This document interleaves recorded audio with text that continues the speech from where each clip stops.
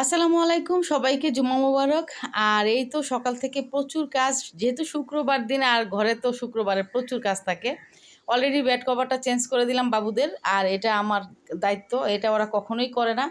মাশাল্লাহ ওরা কিন্তু বেশ বড় হয়ে গেছে, তারপরে দেখা যায় এই কাজগুলো আমারই করে দিতে হয়। ওদের কম্পিউটারে যে মোছা, তারপরে যে ঘর গুছানো, এগুলি সব কিছু আমি আর আমার মাইডের হাজব্যান্ড মিলে করি। তো বাবুদের রুমটা পুরা গুছায় দিলাম সুন্দর করে। আর আজকে ড্রেস সব ধোয়া হয়েছে, যেহেতু আজকে শুক্রবার ঘরের বেশি কাজ থাকে। আর এই কাজগুলো সব কিছু, এই যে রুম মোছা গুছানো সব কিছু কমপ্লিট। আর সে বাসায় থাকলে আমাকে কাজে অনেক হেল্প করে, আর আমিও মোটামুটি ওর সাথে দুজনে মিলেই কাজ করি। তো আজকে আলহামদুলিল্লাহ অনেক বাতাস, সকালে বৃষ্টি হওয়ার কারণে বাতাসটা আরও বেশি ঠান্ডা লাগতেছে।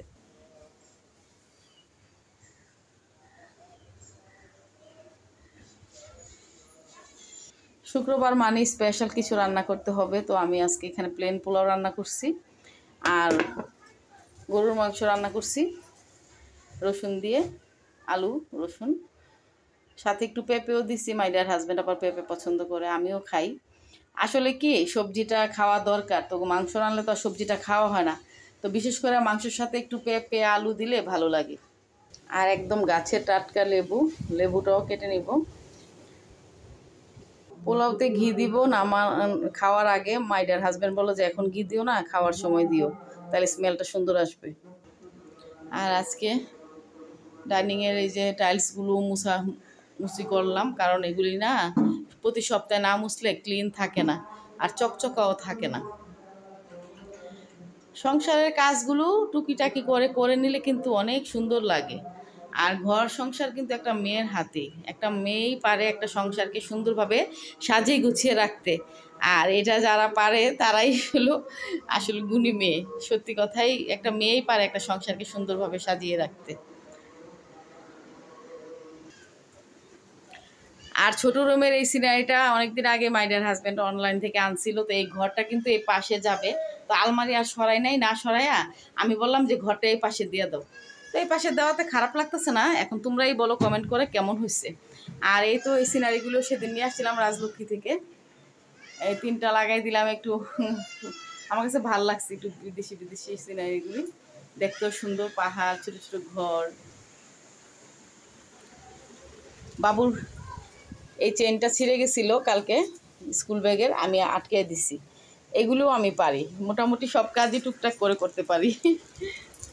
আর হঠাৎ করে আমার ড্রয়িং রুমটা ওরা চেঞ্জ করবে, মানে বলতেছে মা একটু খাটটা ঘুরাই দিই, মানে ডিভানটা ঘুরাই দিই, আর সোফাটা এদিকে রাখি, কেমন লাগে দেখো।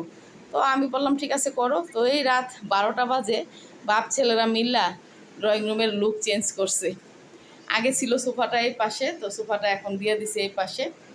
আর এই যে ডিভানটাও এদিকে দিচ্ছে, কারণ রাত্রেবেলায় থাই গ্লাসটা খুললে খুব বাতাস আসে, ভালোই লাগে, ওরা বাতাসে আরামে ঘুমাইতে পারে।